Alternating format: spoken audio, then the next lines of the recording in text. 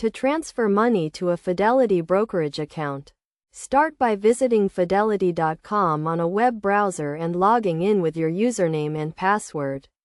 Once you've accessed your account, you can obtain the necessary wiring instructions from the transfer section. These instructions can also be downloaded directly from Fidelity's website. Provide the wiring instructions to your bank. Specify the amount you wish to transfer, and confirm to initiate the process. Note that the transfer will only be initiated by your bank after you've authorized it. Alternatively, you can transfer money directly through Fidelity's website by selecting your brokerage account, choosing your bank account as the source, and entering the desired transfer amount.